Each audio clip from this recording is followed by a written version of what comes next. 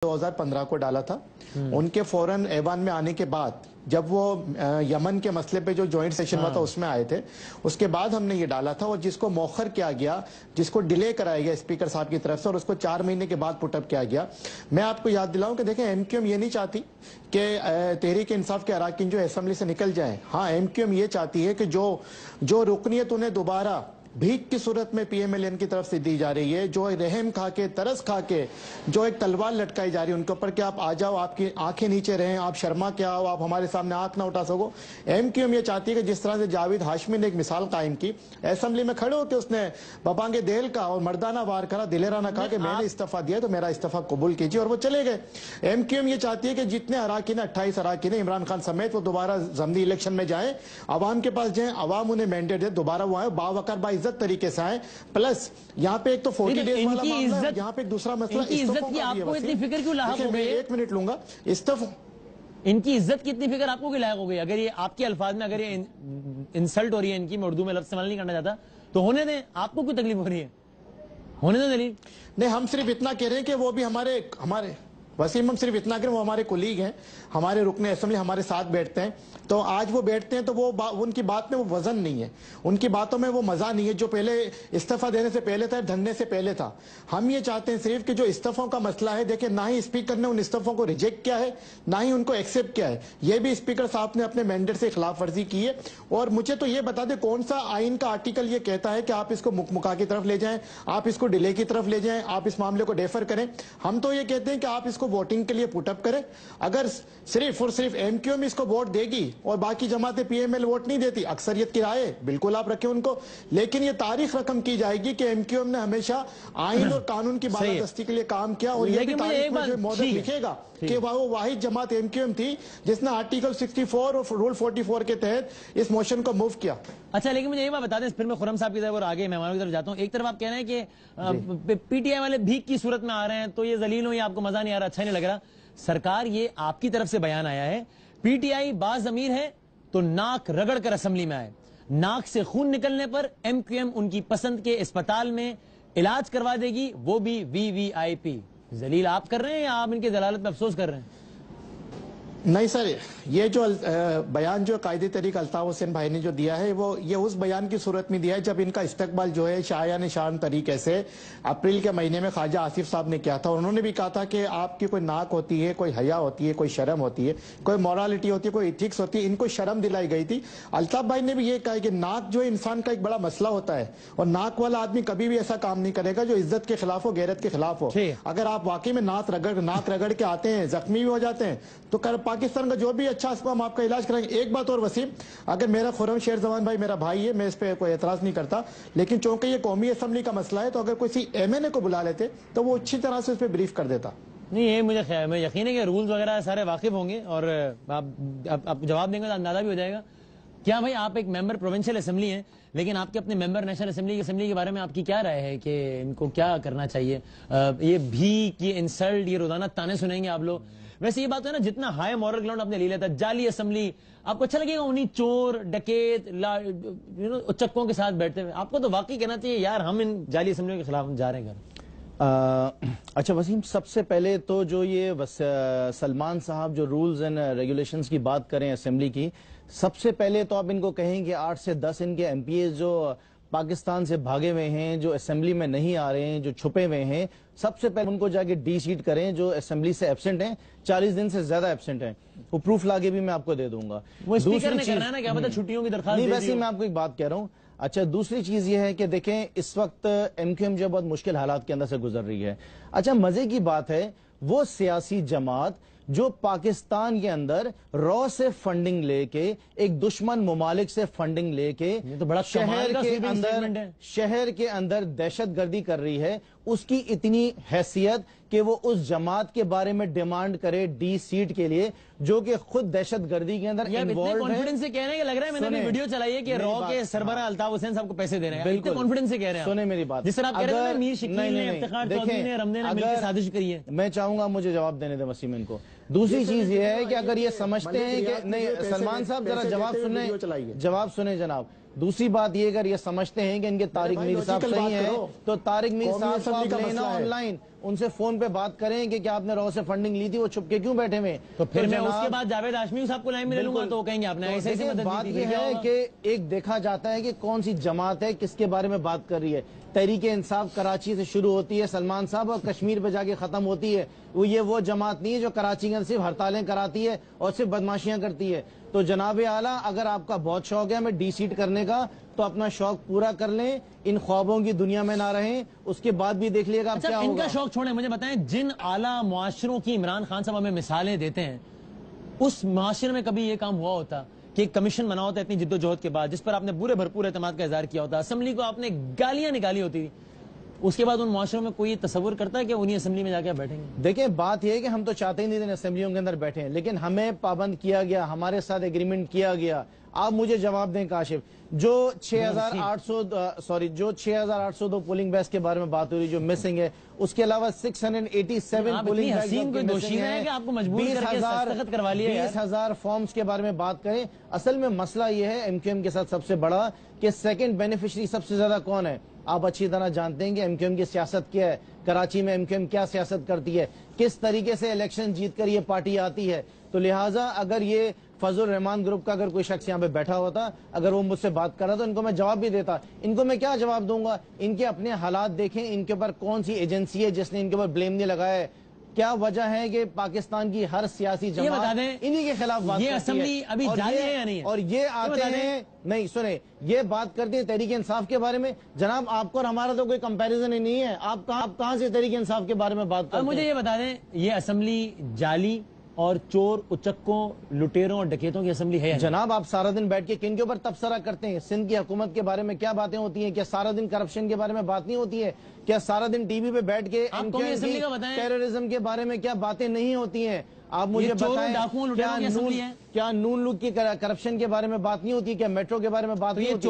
بالکل کرپٹ آپ کہیں گے, اور کیا کہیں گے آپ ان کو؟ اور یہ جعلی اسمبلی ہے.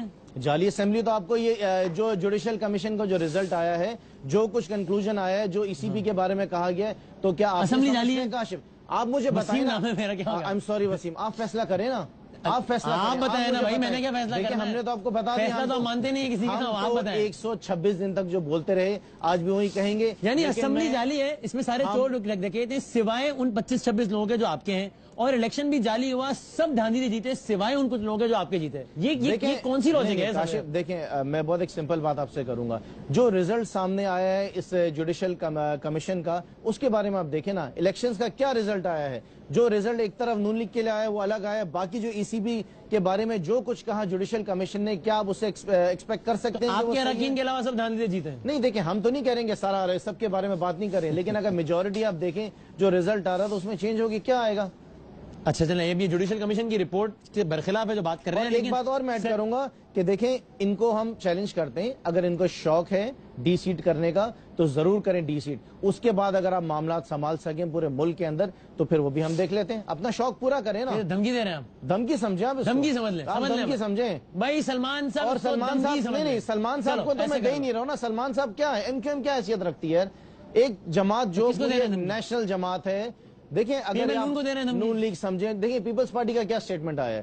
پیپلز پارٹی نے ای سی پی کے لیے کیا کہا ہے, یہ کہا ہے کہ ان کو ریزائن کرنا چاہیے, ریزگنیشنز لینی چاہیے. پیپلز پارٹی کے سارے سٹیٹمنٹس آپ اسی طرح اتفاق کرتے ہیں؟ دیکھیں Peoples Party right from the Peoples Party بھی ایک چور چکوں کی جماعت ہے, لیکن یہ والا سٹیٹمنٹ بالکل ٹھیک ہے. Peoples Party first day they are seeing کہ الیکشنز جو تھے وہ آر اوز کے تھے. کہا تھا نہیں کہا تھا. اور نون لیگ نے 21 جماعتوں نے کہا تھا, وسیم 21 جماعتوں نے پاکستان کی. چلو وہ الیکشنز 2013 کے ہوئے ہیں وہ, لیکن جوڈیشل کمیشن آپ کے کہنے بنا تھا اور اس رپورٹ میں لکھا ہے. میں اس پہ آتا ہوں دوبارہ, میں ذرا ایک سلیم بخاری صاحب بہت دیر سے. بخاری صاحب, آپ کے خیال میں اس وقت جو پی ٹی آئی کو ڈی سیٹ کرنے کی حامی جماعتیں ہیں وہ ایک نیا سیاسی محاذ کھول رہی ہیں اور ایسا کرنے کی ضرورت نہیں ہے, یا آپ کے خیال میں بالکل آئین اور قانون کی بات ہو رہی ہے؟ دیکھیں پہلی بات تو یہ ہے کہ تھوڑا سا تاریخ کو ریکال کر لیتے ہیں. جو کچھ دھرنوں کے دوران کنٹینر پر سے ان دونوں جماعتوں کے بارے میں کہا گیا تھا, اور ہر ایک شخص نے کہا تھا, جو گالی ان کو دی گئی تھی ان کے پاس بھی ایک موقع ہاتھ آیا اس کا بدلہ لینے کا بادامی. اور میں آپ کو یقین دلا رہا ہوں کہ کوئی چھوڑنے والا نہیں ہے, اس کے اوپر کوئی صلح نہیں ہونے جا رہی. دونوں جماعتوں نے اپنی وہ ریزولوشنز واپس لینے سے انکار کر دیا ہے. پرائم منسٹر نے 4 رکنی ایک کمیٹی بنا دی ہے جو ان کو منانے کا فریضہ انجام دے گی. لیکن میں آپ کو یقین دلا رہا ہوں کہ یہ ماننے والے کوئی نہیں، اور یہ گند ابھی آگے بڑھے گا. ایک بات تو یہ. دوسری بات یہ ہے کہ تحریک انصاف کے میرے ساتھی بیٹھے ہوئے ہیں، ان کو بھی اس بات کا خیال ضرور رکھنا چاہیے کہ اسی اسمبلی کے بارے میں جو زبان استعمال کی گئی تھی، اس کے بعد morality کا تقاضا یہ ہے، نارمز کا تقاضا یہ ہے کہ آپ اس کا حصہ بننے کی خواہش ہی نہ کریں. تیسری بات جو میں عرض کرنا چاہتا ہوں وہ یہ ہے کہ اسمبلی کے اسپیکر نے جتنی تاخیر کی ان استعفوں کو منظور کرنے کے لیے، ہی از آلسو ایکولی گلٹی، اور اس کے خلاف ریفرنس جانا چاہیے. کیونکہ جو بات ہمارے سامنے آج ہے وہ یہ کہ جب ضرورت پڑے تو کسی چیز کا انکار کر دیں، جب آپ کو پھر دوبارہ ضرورت کسی اور طرح سے پڑے تو پھر اسی چیز کے اوپر اپنا حق جتائیں.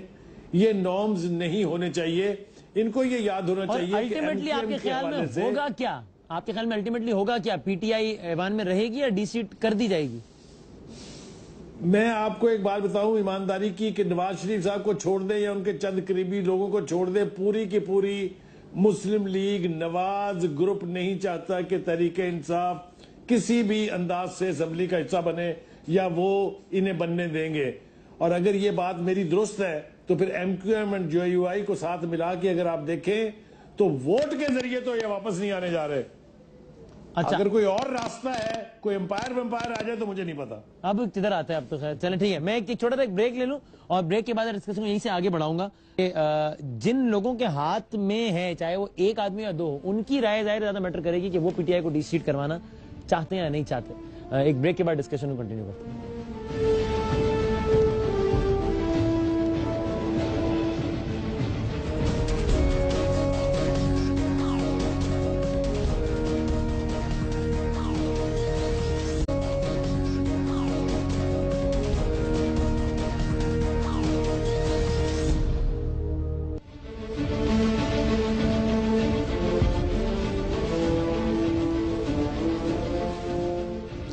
ذرا کنکلوڈ کرتے ہیں اس پروگرام کو. خرم شیر زمان صاحب، اسمبلی میں رہنا نہ رہنا وہ آپ کی چوائس ہے، ٹھیک ہے، لیکن پھر آپ ایک اصول تو طے کر لینا کہ یا تو اسمبلی میں نہیں رہیں گے یا پھر وہ کام نہیں کریں گے جس کے بعد خواجہ آصف صاحب نے وہ کوئی شرم ہوتی کوئی حیا ہوتی والی بات کی تھی کہ اسمبلی میں آ گئے پھر باہر نکل کے اسمبلی کو گالی دی پھر دوبارہ اسمبلی میں آ گئے.